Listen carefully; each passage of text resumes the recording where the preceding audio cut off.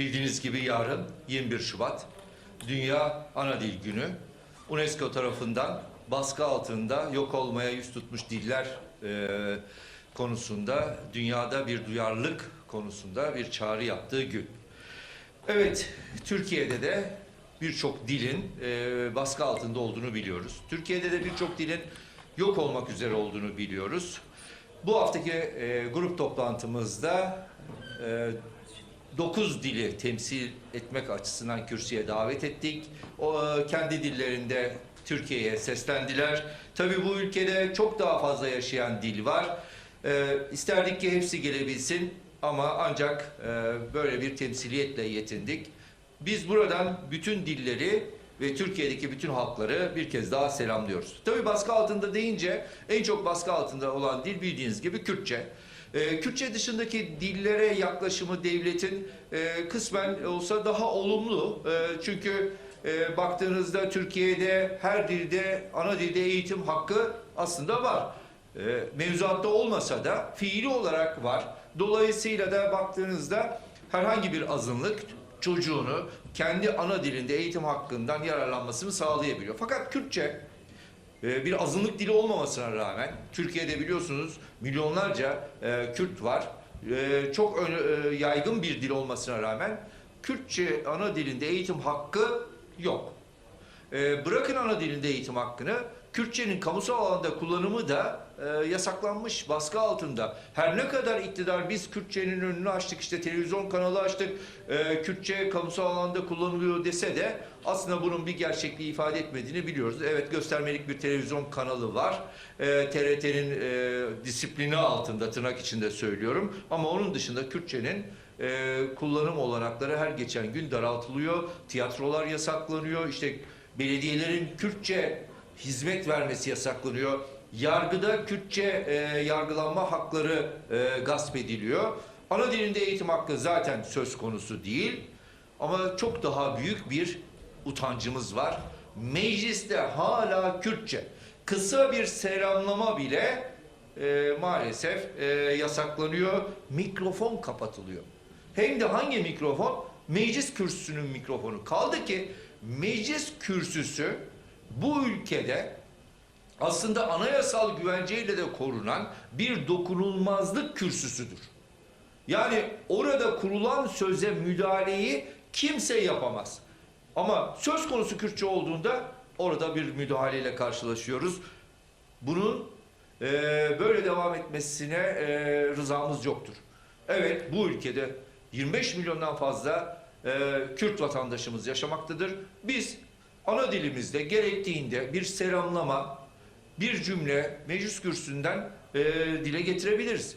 Bunun yasaklanmasını kabul etmiyoruz. Kaldı ki bu konuda ne zaman böyle bir sahne yaşansa genel kurulda meclisi yöneten meclis başkan vekili bize bu ülkenin resmi dilinin Türkçe olduğunu hatırlatıyor. Bu resmi kurumlar için Türkiye'nin resmi dilinin Türkçe olması anayasa tamam. Ama biz halkın temsilcileriyiz. Dolayısıyla biz orada bir devlet memuru değiliz ki bize sürekli resmi dili hatırlatıyorsunuz. Biz o halkın temsilcileri olarak buraya gelmişiz. O halkı temsil ediyoruz. O halka kendi ana dilimizde seslenmek kadar doğal bir hak söz konusu değil. Ana dil bir haktır. Tartışma mevzusu yapılamaz, yasaklanamaz. Değerli basın emekçileri, meclis bugün çalışmıyor. Gerçi çalışsa ne olur? 2 gün çalıştı. Geçen hafta 2 gün çalıştı. Çalışıyor, ne oluyor? Bu çalışma sonucunda bu ülkede yaşayan herhangi bir vatandaşın, halklarımızın herhangi bir sorununa çözüm üretilmiş midir diye dönüp bakın. Herhangi bir konuda bir çözüm söz konusu değil. Toplumun, halkın, vatandaşın İnanılmaz sıkıntıları var. Ekonomik sıkıntıları var, günlük yaşamdan kaynaklanan birçok sıkıntıları var. Fakat meclis sadece ve sadece ne yapıyor biliyor musunuz? Anayasa Mahkemesi'nin iptal ettiği yasaları yeniden yasalaştırıyor. Hem de Anayasa Mahkemesi'nin iptal gerekçelerini dikkate almadan yasalaştırıyor. Yani bir kez daha o yasalar Anayasa Mahkemesi'ne gidecek, bir kez daha iptal edilecek. Geçen hafta DDK. Bunun en bariz örneklerinden biriydi. Anayasa Mahkemesi iptal etmişti, geldi aynen yasalaştırıp yine bunu uygulamaya devam ediyorlar. Yine Anayasa Mahkemesi iptal edecek. Bunun bir örneği de biliyorsunuz Türk Ceza Kanunu 220'ye 6 Anayasa Mahkemesi tarafından iptal edildi, geldi. Aynen yasalaştırdılar. Meclisteki sayısal çoğunlukları zaten onları bir noter kurumuna çevirmiş. Yukarıdan geleni aynen onaylıyorlar ve gönderiyorlar. İkinci defa Anayasa Mahkemesi'ne gitti, ikinci defa iptal oldu. Şimdi bekliyor. Şimdi yine inanıyorum ki ben bu konuda herhangi bir hazırlık yapmaksızın aynı şekilde paketi getirecekler, yine geçirecekler, belki de üçüncü kez iptal edecek. Dolayısıyla meclisin çalışmalarının bu denli toplumdan, halktan kopuk olduğu hiçbir dönem olmamıştı. Özellikle son bir yıla dönüp baktığımızda toplumun, halkın beklentilerine cevap verecek bir kanun teklifinin yasallaşmadığını görüyoruz. Bu tabii çok ciddi bir sorundur. Toplum nezdinde, halk nezdinde meclisi sorgulanabilir hale getirmiştir.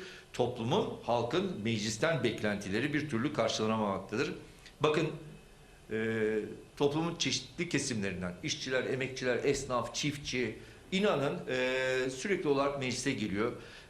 Özellikle partimizi ziyaret ediyorlar, dertlerini anlatıyorlar, sorunlarını anlatıyorlar. Meclisten hala beklentileri var. Fakat maalesef meclis bu beklentileri karşılayamıyor. Değerli basın mensupları, dün Güven Park'taydık. Orada bütün Türkiye'ye Güven Park'tan, Ankara'dan seslendik. Biz aslında Türkiye'nin her yerinden sürekli olarak Ankara'ya sesleniyoruz. Diyoruz ki yapmanız gereken bu toplumun beklentilerini karşılayacak, bu topluma huzur, barış getirecek düzenlemeleri yapın. Ey Ankara siyaseti!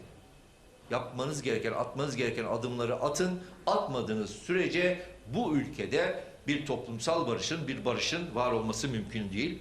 Bu kez Türkiye'nin her yerinden seçilmişlerimiz Ankara'ya geldiler.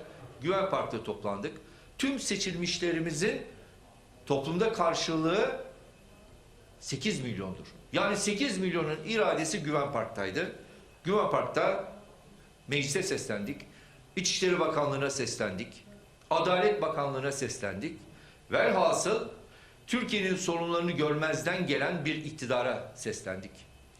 Tabii ki bugün için dönüp baktığımızda iktidarın siyaset yapma biçimi yargıyı araçsallaştırmak olmuştur.